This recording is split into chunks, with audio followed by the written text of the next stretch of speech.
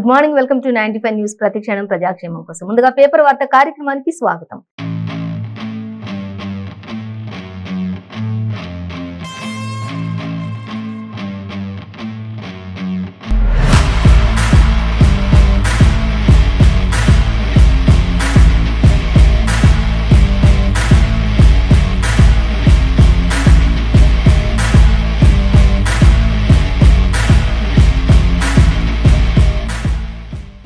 మన ముందు నమస్తే తెలంగాణ, ఈనాడు, ఆంధ్రజ్యోతి, సాక్షి ఇలా రకరకాల దినపత్రికలు ఉన్నాయి. ఏ దినపత్రికలో ఏ వార్తలు నేను మనం మొదటగా చూసుకున్నట్లయితే ఈనాడు పేపర్ చూసుకున్నాం. ఈనాడు పేపర్లో మనకి ప్రధాన హెడ్లైన్ గా చూసుకున్నట్లయితే విధి సవాలు విసిరినప్పటికీ కూడా కృషితో జవాబుని చూపించారు అనేది మనకి ఇక్కడ అర్థమవుతుంది, చూడొచ్చు. అలాగే మరొక హెడ్లైన్ చూస్తే సాగుకు సహకారం అంటూ ఇక్కడ మనకి ఇవ్వడం జరిగింది. అలాగే కంటోన్మెంట్ ఎమ్మెల్యే సాయన్న కన్నుమూత అనేది కూడా మనకి ప్రధాన హెడ్లైన్స్ గా ఇచ్చారు ఈనాడులో. సో మనం ఫస్ట్ డీటెయిల్స్ చూసుకున్నట్లయితే విధి సవాలుతో కృషితో జవాబు చెప్పారు అనే దాని గురించి మనం వివరణ చూసుకోవాలి. సో దాని గురించి చూసినట్లయితే ఫస్ట్ 90% అంగవైకల్యం ఉన్నా కూడా సొంత పరిశ్రమతో దివ్యాంగులకు ఉపాధి లక్ష్యం అంటూ విస్తీర్ణ స్టార్ట్ చేశారు, విస్తీర్ణకు ప్రయత్నం చేశారు అనేది కూడా మనకు తెలుస్తుంది. స్టీఫెన్ అనే వ్యక్తి అంటే కాళ్ళు నడవలేని స్థితిలో, అంటే అన్ని ఉన్న వాళ్ళు కూడా మరి సోమరితనంతో కావచ్చు, లేకపోతే నెగ్లిజెన్సీతో కావచ్చు, ఏది చేయకుండా ఈ రోజుల్లో క్యాజువల్ గా ఉంటున్నటువంటి ఈ రోజుల్లో మరి అతనికి ఒక 90% కూడా కదలలేని పరిస్థితి. కాళ్ళు పనిచేయ, చేతులు పనిచేయ, కేవలం వేళ్ళు మాత్రమే పనిచేస్తే ఇంట్లో తప్ప బయటికి కూడా రాలేని పరిస్థితి. ఒకవేళ ఎక్కడ ఉన్నా కూడా వేరొకరి సహాయంతో మాత్రమే అతను ఏదైనా చేయగలడు. అలాంటి పరిస్థితిలో ఉన్నటువంటి వ్యక్తి ఒక ఉపాధి కల్పించి అనేక మందికి ఆదర్శంగా నిలుస్తున్నటువంటి వ్యక్తి గురించి మనకి ఇక్కడ ఇవ్వడం జరుగుతుంది. సో ఆయన చేసినది ఏంటి అనేది మనం చూసుకున్నట్లయితే కదలలేని మెదలలేని పరిస్థితి, చేతి వేళ్లు మాత్రమే కదిలించగల ఆ శక్తి మాత్రమే ఉంది, వేరొకటేమి. 35 ఏళ్ల వయసు వచ్చినా కూడా ఆయనను మరి చంటి పిల్లాడులా ఇంకొకరు మాత్రమే తనను చూసుకోవాలి తప్ప తనకు తానుగా ఏమీ చేసుకోలేని పరిస్థితి అంటూ మనకి ఇక్కడ ఇచ్చారు. అలాగే ఇంకా చూసినట్లయితే ఇంటికి మాత్రమే పరిమితం అవ్వాల్సిన వైకల్యం తన సంకల్పంతో అధిగమించారు అంటూ ఇలాంటి ప్రతికూల పరిస్థితుల్లో కూడా విఖ్యాత శాస్త్రవేత్తగా ఎదిగినటువంటి స్టీఫెన్ పాల్ అనేదాన్ని అని అతనికి అధిగమించారు. ఇంకా స్టీఫెన్ హాకింగ్ ను ఒక ఆయనకు స్ఫూర్తిగా, ప్రతి ఒక్కరూ ఆయనను స్ఫూర్తిగా తీసుకోవాలి అంటూ కూడా మనకి ఇక్కడ ఇచ్చారు. ఇక శారీరక రూపాలను కుంగిపోతూ విజయం సాధించడంపై దృష్టి సారించారు అంటూ కూడా, శారీరక అంగవైకల్యం చూసుకుంటూ, శారీరక అవయవాలను చూసుకుంటూ ఆయన కృంగిపోలేదు, కానీ మరి తన విజయం వైపు, తన లక్ష్యం వైపు చూస్తూ ఆయన విజయాన్ని సాధించారు. ఎంతో మందికి ఉపాధిని కల్పించే దిశగా, మరి దివ్యాంగులందరికీ కూడా ఉపాధి కల్పించాలనే దిశగా ఆయన పయనించారు అనేది మాత్రం మనం గమనించవచ్చు. సో ఇక్కడ ఆయన చేసినటువంటి ఆయన ఒక శాస్త్రవేత్తగా ఎన్నో మరి సాధించారు అనే దాని గురించి ఇచ్చారు. అయితే ఆయన ఎప్పుడు కూడా ఆయన చెప్తున్నది ఒకటి, నేను ఎప్పుడు బాధపడను, ఎప్పుడు కృంగిపోను, అలా అని చెప్పి నా అవయవాలను చూసుకోను, నేను ఎప్పుడు లక్ష్యం ఏదైతే ఉందో ఆ దిశగానే నేను చూస్తాను, ఇదే నా విజయానికి కారణం అంటూ కూడా ఆయన చెప్తూ ఉన్నారు. సో ఆయన ఏం సాధించారు ఏంటి అనేది మొత్తం కూడా డీటెయిల్స్ అన్ని కూడా మనం పేపర్ సెకండ్ పేజీలో మనం చూడొచ్చు. అంటే ఇచ్చారు మొత్తంగా మాత్రం ఆయన ఒక కదలలేని మెదలలేని పరిస్థితిలో కూడా అనేక మందికి ఉపాధి కల్పించే దిశగా ఆయన పయనిస్తూ మరి ఆయన లక్ష్యమే ముందుకు చూసుకుంటూ ఒక సంకల్పంతో ముందుకు వెళ్లారు అనే దాని గురించి మనకి ఇక్కడ ఇవ్వడం జరుగుతుంది. సో మరొక ప్రధాన వార్త మనం చూసినట్లయితే కంటోన్మెంట్ ఎమ్మెల్యే సాయన్న కన్నుమూత అంటూ కూడా మనకి ఇక్కడ ఇవ్వడం జరుగుతుంది. ఇంకా 5 సార్లు ఎమ్మెల్యేగా కూడా ఆయన గెలుపొందినటువంటి విషయం అందరికీ తెలిసిన విషయమే. ఇక cantonment Bharat MLA G Sayanna ఆదివారం కన్ను మూశారు. అయితే ఆయన యశోద హాస్పిటల్లో మరి కిడ్నీ సంబంధిత వ్యాధితోటి ఆయన బాధపడుతూ మరి గత కొన్ని రోజులుగా ఆయన చికిత్స పొందుతూ ఉన్నారు. నిన్న ఆదివారం ఆయన తుది శ్వాస విడిచినట్లుగా కూడా తెలుస్తుంది అనేది మనకి ఇక్కడ ఇవ్వడం జరుగుతుంది. సో మనం చూద్దాం. ఇంకా ఆయన కిడ్నీ ఇతర అనారోగ్య సమస్యలతో బాధపడుతున్నారు. ఈ నెల 16న నడవలేనంత ఆయాసంతో బాధపడుతుండగా కుటుంబ సభ్యులు సికింద్రాబాద్ లోని యశోద ఆసుపత్రిలో చేర్పించారు. యశోదలో ఐసీయూలో ఆయనను ఉంచడం జరిగింది అనేది కూడా మనకి ఇక్కడ ఇవ్వడం జరుగుతుంది. ఇంకా దీంతో ఆయన నిన్న చికిత్స పొందుతూ ఆదివారం తీవ్రమైన గుండెపోటుతోటి మధ్యాహ్నం 1:30 సమయంలో ఆయన కన్ను మూశారు అనేది తెలుస్తుంది. సో దీంతో రాజకీయ మరి నాయకులంతా కూడా సాయన్నకు నివాళులు అర్పించే సీఎం కేసీఆర్, కేసీఆర్ ఇలా అందరూ కూడా, అలాగే చంద్రబాబు అందరూ కూడా మరి ఆయన గృహానికి వెళ్ళి అందరూ కూడా వారి కుటుంబ సభ్యులను ఓదార్చడం, అలాగే వారి కుటుంబ సభ్యులకు ప్రగాఢ సానుభూతిని తెలియజేస్తూ ఆయన భౌతిక కాయానికి పుష్పగుచ్చాలను మరి ఇచ్చినట్లుగా తెలుస్తుంది. సో ఇంకా సీఎం కేసీఆర్ కూడా అక్కడికి వెళ్ళి అందరినీ ఓదార్చి పరామర్శించినట్లుగా కూడా తెలుస్తుంది. ఆయన భౌతిక కాయాన్ని కూడా సందర్శించినట్లుగా తెలుస్తుంది. సో మనం దానిని గమనించవచ్చు. సో పూర్తి డీటెయిల్స్ పేపర్ సెకండ్ పేజీలో చూడొచ్చు. అయినప్పటికీ కూడా ఇంకా ఆయన ఎన్నో ఘనతలు సాధించారు, 5 సార్లు ఎమ్మెల్యేగా గెలిచారు అనేది కూడా, ఇంకా అనేక ఇతరత్ర మరి పాత్రలను కూడా ఆయన పోషించారు అనేది కూడా మనం ఇక్కడ గమనించవచ్చు. ఇంకా సీఎం కేసీఆర్ తీవ్ర దిగ్భ్రాంతి వ్యక్తం చేసినట్లుగా కూడా మనకి ఇక్కడ ఈనాడులో ఇవ్వడం జరుగుతుంది. సో మనం దానిని గమనించవచ్చు. అలాగే మరొక వార్త చూసినట్లయితే, ఇంకా మరొక వార్త చూద్దాం. వైభవోపేతం పెద్దపట్నం అంటూ కూడా మనకి ఇక్కడ ఇవ్వడం జరుగుతుంది. ఇక సిద్దిపేట జిల్లాని ఎంతో వైభవంగా తీర్చిదిద్దుతున్నటువంటి ఘనత ఇక్కడ మనకు చూడొచ్చు. సిద్దిపేట జిల్లా కొమరవెల్లి మల్లికార్జున స్వామి దేవాలయంలో ఆదివారం తెల్లవారుజామున పెద్దపట్నం వైభవోపేతంగా జరిగింది అనేది. ఈ మహాశివరాత్రి పర్వదినం సందర్భంగా ఆలయంలోని అనేక కార్యక్రమాలు జరుగుతూ ఉంటాయి. ఇక తోటబావి సమీపంలో కూడా కళ్యాణ మండపం వద్ద నిర్వహించినటువంటి ఈ కార్యక్రమంను భక్తులందరితో కూడా తన్మయం చెందారు. భక్తులందరూ కూడా దానిని మగ్ధువం చేశారు అనేది కూడా మనకి ఇక్కడ ఇవ్వడం జరుగుతుంది. ఇక మల్లికార్జున స్వామిని ధ్యానిస్తూ అలాగే వేలపటం ఈ వేడుకల్లో వేల మంది ఈ వేడుకల్లో పాల్గొన్నట్లుగా కూడా మనకి ఇక్కడ ఇవ్వడం జరుగుతుంది. ఇంకా అయితే దీనికి సంబంధించి మాత్రం అక్కడ అంతా సెక్యూరిటీని కూడా మరి పోలీస్ బందోబస్తు ఇక్కడ కార్యక్రమాలన్నీ కూడా ఏర్పాటు చేసినట్లుగా మనం గమనించవచ్చు. సో దీనికి సంబంధించిన డీటెయిల్స్ కూడా మనం ఇంకా లోపల పేజీలో చూసుకోవచ్చు. మొత్తంగా అయితే వైభవోపేతంగా పెద్దపట్నంలో అక్కడ పూజా కార్యక్రమాలన్నీ కూడా జరిగాయి అనేది కూడా మనకు తెలుస్తూ ఉంది. సో దీనిని గమనించవచ్చు. సో మరొక వార్త మనం చూద్దాం. ముందుకెళ్లని గుత్తేదారులు అంటూ మనకు ఒక దగ్గర ప్రధాన వార్తగా ఇచ్చారు. ఇక రహదారి మరమ్మతులో పలు జిల్లాల్లో దాఖలు కాని టెండర్లు అంటూ కూడా ఇవ్వడం జరుగుతుంది. ఇక వైరా నియోజకవర్గంలో పర్సెంటేజీల గుబ్బులు పట్టుకుంది అక్కడ అధికారులకు అనేది కూడా ఇచ్చారండి. అలాగే నల్గొండ జిల్లాలో పాతవారి కోసం ప్రయత్నాలు చేస్తున్నటువంటి ప్రక్రియలు కూడా అక్కడ కొనసాగుతూ ఉన్నట్లుగా మాత్రం తెలుస్తూ ఉంది. పాత వాళ్ళ కోసం అనేది మనకి ఇచ్చారు. ఇక మిగతా సెకండ్ పేజీలో మనం చూడొచ్చు. మొత్తంగా అయితే ముందుకెళ్ళని గుత్తేదారులు దీనికి సంబంధించిన డీటెయిల్స్ అన్ని కూడా మనం ఫ్రంట్ పేజ్ చూసుకోవచ్చు లోపల పేజీలో. అలాగే ఇక జడేజా మాయాజాలంతో 2వ టెస్ట్ లో కూడా భారత్ ఘన విజయం సాధించింది అంటూ మనకి ఇక్కడ ఇవ్వడం జరిగింది. స్పోర్ట్స్ పేజ్ లో దీనికి సంబంధించి డీటెయిల్స్ మనం చూడొచ్చు. సో మరొక వార్తా పత్రిక మనం చూసినట్లయితే నమస్తే తెలంగాణ పేపర్ చూద్దాం. ఇక నమస్తే తెలంగాణ పేపర్ చూసినప్పటికీ కూడా మనకి నమస్తే తెలంగాణలో కూడా మనకి ప్రధాన వార్త అంటే నీళ్లు ఫుల్ గా ఉన్నాయి, చేపలు ఫుల్ గా ఉన్నాయి, కరెంటు ఫుల్ గా ఉన్నాయి, పంటలు కూడా ఫుల్ గా ఉన్నాయి అంటూ తెలంగాణ అనేది పవర్ఫుల్ అనే దాని గురించి మనకి మెయిన్ ప్రధాన వార్తగా ఇక్కడ మనం చెప్పుకోవచ్చు. ఇక అంతా కూడా పండగ వాతావరణం, చేతలు ఎవరివి కోతలు ఎవరివి అంటూ కూడా క్వశ్చన్ మార్క్ తో మనకి ఇక్కడ ఇచ్చారు. అయితే మొత్తం ఎక్కడ చూసుకున్నా కూడా నీళ్లు కావచ్చు, చేపలు కావచ్చు, అలాగే కరెంటు కావచ్చు, పంటలు కావచ్చు, అన్ని కూడా ఫుల్ గా ఉన్నాయి, సస్యామలంగా ఉంది. నీళ్ల ద్వారానే ప్రతి ఒక్కటి కూడా ఎంతో సస్యామలంగా ఉంటుంది. కాబట్టి ఆ నీటి ప్రాజెక్టుల గురించి, నీటిని గురించి సీఎం కేసీఆర్ తీసుకున్నటువంటి ఎంతో శ్రద్ధ, దాని వల్లనే ఇప్పుడు నీళ్లు ఫుల్ గా ఉండడం వల్ల అన్ని కూడా పుష్కలంగా పండుతున్నాయి, వస్తున్నాయి. చేపల పెంపకం కూడా ఎంతో అభివృద్ధి చెందుతూ ఉంది అంటూ ఇక్కడ ఆనందాన్ని, హర్షం వ్యక్తం చేస్తే టోటల్ గా తెలంగాణని పవర్ఫుల్ గా ఉంది. ఇప్పుడు తెలంగాణ వైపే అందరు కూడా చూసే విధంగా ఉంది అనే విధంగా మనకి ఇక్కడ ఇవ్వడం జరుగుతుంది నమస్తే తెలంగాణ పేపర్లో. సో దానికి సంబంధించిన డీటెయిల్స్ చూస్తే కేసీఆర్ ఉన్నంత కాలం కూడా మరి మనకి కరువు అనేది ఇంకా ఉండదు అంటూ మనకి ఇక్కడ ఇచ్చారు. అలాగే కేసీఆర్ ఉన్నంత కాలం మసకకి లేదు రంది అంటూ కూడా ఇచ్చారు. ఇక ప్రాజెక్టులు చూసినట్టయితే కట్టేటోళ్లు కావాలనా లేకపోతే కూర్చేటోళ్లు కావాలనా అంటూ కూడా క్వశ్చన్ చేస్తున్నారు. ప్రాజెక్టులు మనం కడుతూ ఉన్నాం, కానీ రానున్న వాళ్ళు ప్రాజెక్టులు కూల్చేసే పనులు చేస్తారు కదా అన్నట్లు ఇక్కడ మనకి ఇచ్చారు. అలాగే కాంగ్రెస్, బీజేపీ జడా పార్టీలు వాళ్ళని నమ్మకండి, జూటా పార్టీలను నమ్మకండి అంటూ కూడా ఇక్కడ మనకి ఇవ్వడం జరుగుతుంది. కాంగ్రెస్ కావచ్చు, బీజేపీ కావచ్చు, వాళ్ళు చెప్పేవన్నీ కూడా అబద్ధాలు ఉంటాయి, వాళ్ళ మాటలు నమ్మి వాళ్ళని ఆదరించకండి అంటూ ప్రజలకు చెప్తున్నటువంటి పరిస్థితి. అలాగే మెదక్ జిల్లాలో బోనాలతో మరి కొండపోచమ్మ కెనాల్లోని కాళేశ్వరం నుంచి వచ్చినటువంటి గోదావరి జలాలకు పూజలు చేస్తున్నటువంటి మంత్రి హరీష్ రావు అలాగే జలకళ సంతరించుకుంది. అక్కడంతా కూడా ఆయనతో పాటు తదితరులు కూడా ఉన్నట్లుగా, మరి ఇతర మంత్రులు కూడా ఉన్నట్లుగా తెలుస్తుంది. అక్కడంతా కూడా పూలు జల్లుతూ ఆనందాన్ని వ్యక్తపరుస్తున్నటువంటి పరిస్థితి మనం చూడొచ్చు మెదక్ జిల్లాలోని అనేది మనకి ఇక్కడ ఇచ్చారు.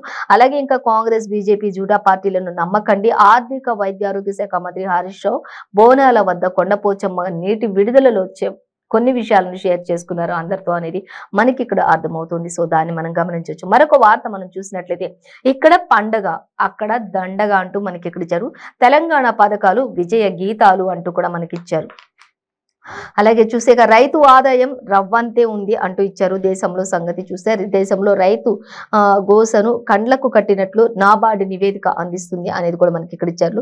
ఇంకా అలాగే మనం మరొక వార్త చూస్తే తెలంగాణ పథకాలు విజయ గీతికాలు అంటూ ఇచ్చారు. రాష్ట్రంలో 330కి పైగా చూసుకున్నట్లయితే రైతు పథకాలు అమలు చేస్తున్నటువంటి వినూత్న కార్యక్రమంలో దేశానికి ఒక రోల్ మోడల్ గా తెలంగాణ రాష్ట్ర ప్రభుత్వం ఉంది అనే విధంగా మాత్రం మనకి ఇక్కడ ఇచ్చారు. ఇక వ్యవసాయ రంగానికి ఏటా 1000 కోట్లు ఖర్చు చేస్తున్నటువంటి రైతుకు తెలంగాణ ప్రభుత్వం ఒక భరోసాని కూడా కల్పించింది. ఇప్పటికే తెలంగాణ ఉన్నంత కాలం, సీఎం కేసీఆర్ ఉన్నంత కాలం రైతుకు ఎటువంటి ఇబ్బంది ఉండదు అనే విధంగా మాత్రం మనకి ఇక్కడ అర్థమవుతుంది.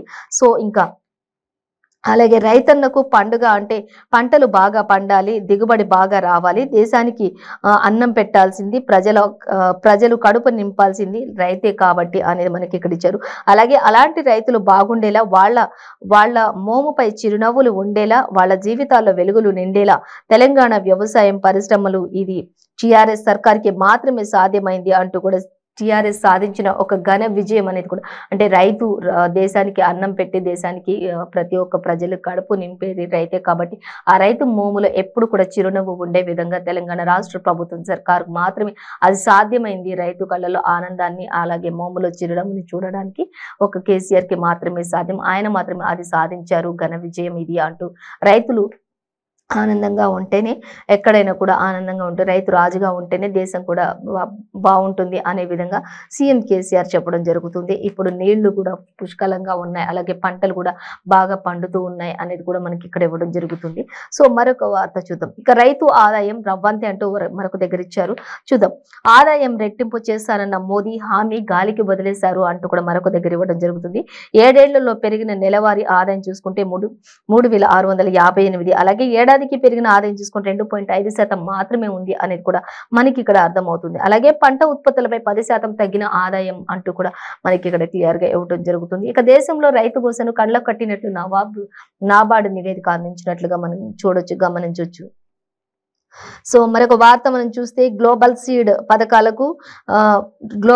పథకాలకు పలు దేశాలు ప్రశంసలు అందిస్తుంది. అమెరికాలో భేటీ కూడా అంటూ ఇచ్చారు. అలాగే హబ్ గా తెలంగాణ రాబోతోంది. తెలంగాణ రాష్ట్ర ప్రభుత్వం రాష్ట్ర విత్తన ప్రగతిని వివరించినటువంటి ఆస్కా అధ్యక్షుడు డాక్టర్ కేశవులు అంటూ కూడా మనకి ఇక్కడ ఇవ్వడం జరుగుతుంది. సో దీనికి సంబంధించిన డీటెయిల్స్ అన్ని కూడా సెకండ్ పేజ్ లో మనం చూడొచ్చు. మొత్తంగా మాత్రం గ్లోబల్ సీడ్ గా అలాగే హబ్ గా తెలంగాణ ఉంటుంది అనేది కూడా మనకి ఇక్కడ ఇవ్వడం జరుగుతుంది. ఇక కర్ణాటకలో రైతు బీమా అలాగే నవజ్యోతి, తెలంగాణలో రైతు బీమా స్టార్ట్ చేస్తున్నారు అనేది కూడా ఇచ్చారు. తెలంగాణ స్కీమ్ అమలు చేయబోతున్నారు అన్నట్లు ఇచ్చారు. సెకండ్ పేజీలో మనం డీటెయిల్స్ చూసుకోవచ్చు.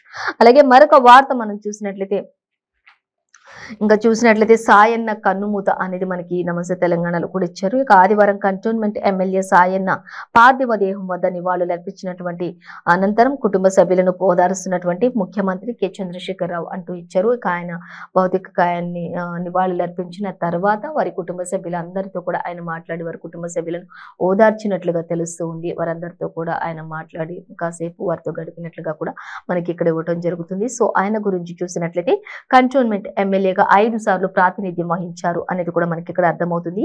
ప్రజా సేవకుడిగా, వివాద రహితుడిగా ఎంతో గుర్తింపును పొందినటువంటి సాయన్న అనేది కూడా అందరికీ తెలిసిన విషయమే అనేది కూడా మనకి ఇక్కడ నమస్తే తెలంగాణలో ఇవ్వడం జరిగిందండి. చూడొచ్చు మనం. ఇక కుటుంబ సభ్యులను ఓదార్చిన సీఎం కేసీఆర్ అంటూ కూడా ఎంతోసేపు వారితో గడిపారు అనేది కూడా తెలుస్తుంది. ఆయన లేని లోటు తెలంగాణ రాష్ట్రానికి ఎంతో తీరని లోటు అంటూ కూడా ఆయన చెప్పడం జరుగుతుంది. అలాగే ఇంకా చూస్తే సాయన్న మృతికి మంత్రులు, నేతలు అంతా కూడా సంతాపం తెలియజేశారు అనేది కూడా మనకి ఇక్కడ ఇవ్వడం జరుగుతుంది. ఇక నేడు మారేడుపల్లిలోని ఆయన అంత్యక్రియలు జరుగుతాయి అనేది కూడా ఎంతో క్లియర్ గా ఇచ్చారు. సో సెకండ్ పేజ్ లో డీటెయిల్స్ అన్ని కూడా మనం చూడొచ్చు. మొత్తంగా అయితే నేడు ఆయన అంత్యక్రియలు మారేడుపల్లిలో జరుగుతాయి అనేది ఇచ్చారు. ఇక కుటుంబ సభ్యులందరినీ కూడా మరి సీఎం కేసీఆర్ పరామర్శించినట్లుగా మనం ఇక్కడ గమనించవచ్చు. సో మరొక వార్త చూసినట్లయితే ప్రధానంగా నగరంలో సిగలో సీరం అంటూ మనకి ఇక్కడ ఇచ్చారండి. సో దానికి సంబంధించి డీటెయిల్స్ చూస్తే మనం ఎక్సలెన్స్ సెంటర్ ను ఏర్పాటు చేయనటువంటి వ్యాక్సిన్ల దిగ్గజం అంటూ కూడా మనకి ఇక్కడ ఇవ్వడం జరిగింది. అనుభవజ్ఞులైనటువంటి నిపుణులు ఆధునిక వసతులతో అన్ని ఏర్పాట్లను కూడా చేస్తున్నటువంటి పరిస్థితి అక్కడ నెలకొంది అంటూ మంత్రి కేటీఆర్ కూడా స్పష్టంగా చెప్పడం జరుగుతుంది. సో మంత్రి కేటీఆర్ దావోస్ పర్యటనకు దక్కినటువంటి మరో ఫలితం అనేది చెప్పుకోవచ్చు అంటూ కూడా మనకి నమస్తే తెలంగాణలో ఇవ్వడం జరుగుతుంది. అలాగే సిఇఓ పూనావాలాతో మరోసారి ఆన్లైన్ లో చర్చలు జరిపారు మంత్రి కేటీఆర్ అనేది కూడా మనకి ఇక్కడ ఇవ్వడం జరుగుతుంది. ఆయన దావోస్ వెళ్ళినప్పుడు విశేషాలు అన్ని కూడా మనం ఆల్రెడీ చెప్పుకున్నవే. ఇంకా దావోస్ వెళ్ళడం వల్ల ఆయనకి అక్కడ పర్యటన కొనసాగించుకొని వచ్చిన తర్వాత మళ్ళీ మంత్రి కేటీఆర్ కు మరో ఫలితం కూడా లభించింది అనేది మనకి ఇక్కడ స్పష్టంగా అర్థమవుతుంది. సో ఎక్సలెన్స్ సెంటర్ ను మళ్ళీ ఏర్పాటు చేయనున్నట్టు వ్యాక్సిన్ల దిగ్గజం అంటూ కూడా మనకి ఇక్కడ ఇవ్వడం జరుగుతుంది. ఇక గత ఏడాది చూసే మేలో దావోస్ లో జరిగిన ప్రపంచ ఆర్థిక సదస్సు సందర్భంగా మరి అండర్ పూనావాలాలో సమావేశమైనటువంటి మంత్రి కేటీఆర్ ఆయా పిక్చర్స్ ఏవైతే ఉన్నాయో అవన్నీ అక్కడ ఎవరెవరినైతే కలిసారో ఆయన అవన్నీ కూడా పిక్చర్స్ రూపంలో మనకి ఇక్కడ ఇచ్చారు. అవి మనం గమనించవచ్చు. సో మరొక వార్త మనం చూద్దాం. మళ్ళీ ఎగిసిన మానుకోట రాయి అంటూ మనకి ఇక్కడ ఇచ్చారని చూద్దాం. ఈసారి వైఎస్ షర్మిల మీద పడింది ఆ ఎఫెక్ట్ అనేది కూడా ఇక్కడ ఇచ్చారు. అనుచిత వ్యాఖ్యలపై జనాగ్రహం అంటూ కూడా ఇచ్చారు. మహబూబాబాద్ లో 2 గంటల పాటు ఉద్రిక్తత కొనసాగింది అనేది కూడా తెలుస్తుంది. ఇక పాదయాత్ర అనుమతి రద్దు చేసి మరి అరెస్ట్ చేశారు వైఎస్ షర్మిలను అంటూ మనకి ఇక్కడ ఇవ్వడం జరుగుతుంది. సో ఇంకా చూస్తే షర్మిలను అరెస్ట్ చేసి తరలిస్తుండగా వాహనం పైకి నియంత్రకారులు ఎవరైతే ఉంటారో వాళ్ళు రాళ్లు విసిరినటువంటి పరిస్థితి కూడా అక్కడ గమనించవచ్చు అంటూ మనకి ఇక్కడ ఇచ్చారు. మహబూబాబాద్ లోని జరిగినటువంటి పాదయాత్రను ఒక మహిళను అనొచ్చా అంటూ ఒక మహిళని కూడా చూడకుండా మరి ఈ విధంగా మీరు ప్రవర్తించవచ్చా అంటూ వైఎస్ షర్మిల వేసిన ప్రశ్న అయితే ఆమె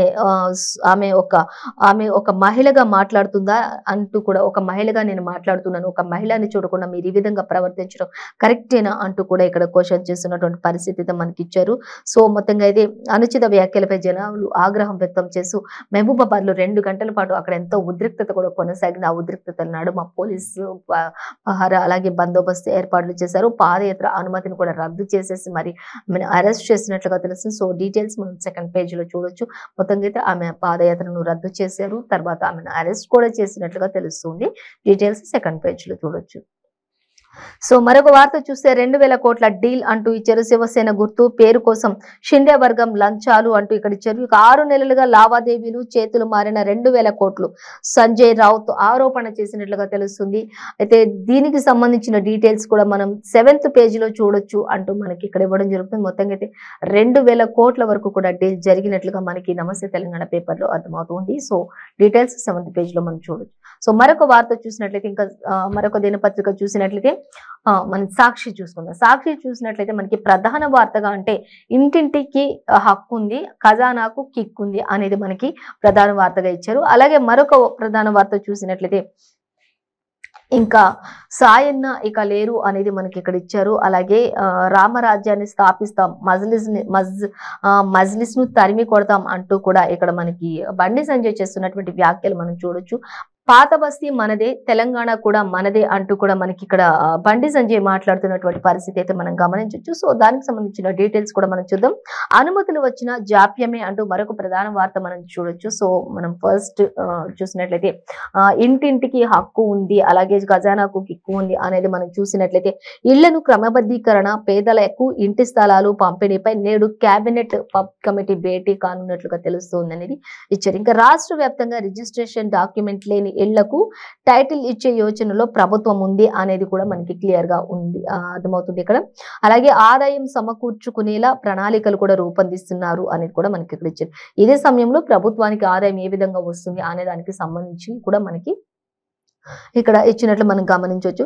ఇక డాక్యుమెంట్లు లేని ఇళ్ల వివరాలను కూడా 12 కేటగిరీలో సేకరించినటువంటి అధికారులు అంటూ కూడా మనకి ఇక్కడ ఇవ్వడం జరుగుతుంది. సో ఇక క్రమబద్ధీకరణ ఫీజు అలాగే గజం లెక్కన గంపకు గుత్తగానా లేకపోతే ఏ విధంగా ఉంటుంది అనే దాని గురించి కూడా ఇక్కడ ఇచ్చారు.